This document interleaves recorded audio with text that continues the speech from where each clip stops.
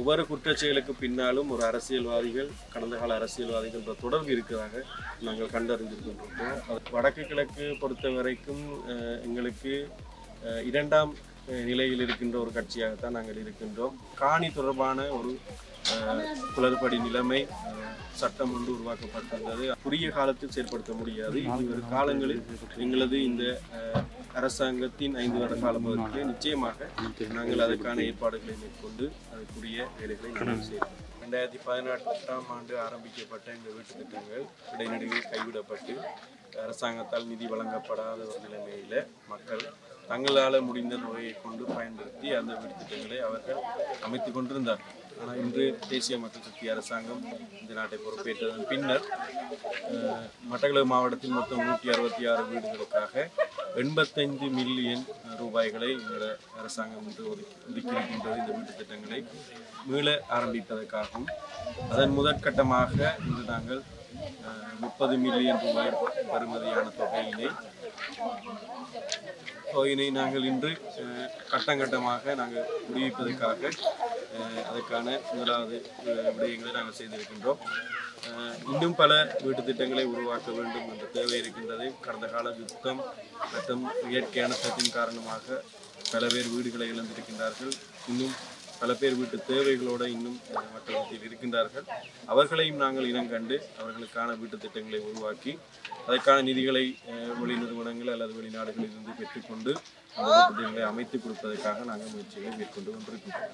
அந்த அடிப்படையில் இன்றைக்கு நீங்கள் அறிந்திருப்பீர்களோ தெரியாது, காணி தொடர்பான ஒரு குளறுபடி நிலைமை சட்டம் ஒன்று உருவாக்கப்பட்டிருந்தது. அந்த விடயம் தொடர்பாகவும் கடந்த பாராளுமன்றத்திலே வடக்கு கிழக்கினை பிரதிநிதித்துவப்படுத்துகின்ற தமிழ் பிரதிநிதிகள் பிரதமரை சந்தித்து நாங்கள் அதை பேசியிருந்தோம்.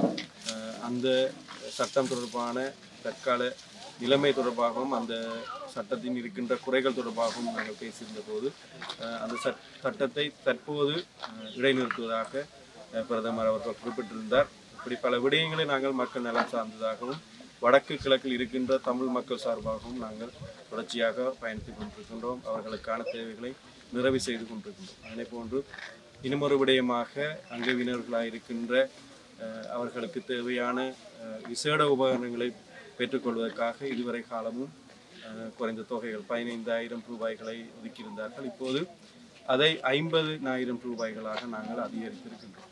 இப்படி இந்த நாட்டு மக்களுக்கு தேவையான பல நல்ல விடயங்களை நாங்கள் எங்களது தேசிய மக்கள் சக்தி அரசாங்கம் சார்பாக நாங்கள் தொடர்ச்சியாக நிதிகளை வழங்கி மக்களை செழிப்பூட்டுகின்ற விதமாக நாங்கள் பயணித்துக் கொண்டிருக்கின்றோம். இன்னும் பல நிச்சயமாக இப்படிப்பட்ட வாக்குறுதியை நாங்கள் வழங்கியிருந்தோம். அதைகளை நிறைவு செய்வதற்கு எங்களுக்கு குறுகிய காலம் போதாது.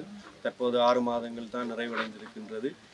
சட்டத்தில் இருக்கின்ற சில விடயங்களை நாங்கள் மாற்ற வேண்டியிருக்கும். அது தொடர்பாக பல விடயங்கள் கலந்துரையாட வேண்டியிருப்பதனால் குறுகிய காலத்தில் செயல்படுத்த முடியாது. இனிவரும் காலங்களில் எங்களது இந்த அரசாங்கத்தின் 5 வருட காலப்பகுதியிலே நிச்சயமாக நாங்கள் அதற்கான ஏற்பாடுகளை மேற்கொண்டு அதற்குரிய வேலைகளை நாங்கள் செய்வோம். வடக்கு கிழக்கு பொறுத்த வரைக்கும் எங்களுக்கு இரண்டாம் நிலையில் இருக்கின்ற ஒரு கட்சியாகத்தான் நாங்கள் இருக்கின்றோம். அதைவிட எங்களை பல கட்சியினர் எங்களோடு இணைந்து கொண்டு ஆட்சி அமைப்பதற்காக முயற்சிகளை மேற்கொண்டு கொண்டிருக்கின்றார்கள். நாங்கள் இதுவரைக்கும் எந்த ஒரு முயற்சிகளையும் மேற்கொள்ளவும் இல்லை. அதே நேரம் எங்களது மற்ற கட்சிகளோடு நாங்கள் இணைந்து செயற்படுவதில் எந்த ஒரு அபிப்பிராயமும் இல்லை. ஆனால் மக்களின் தேவை எதுவாக இருக்குமாக இருந்தால் அந்த தேவையின்படி பயணிப்பதற்கு நாங்கள் தயாராக இருக்கின்றோம்.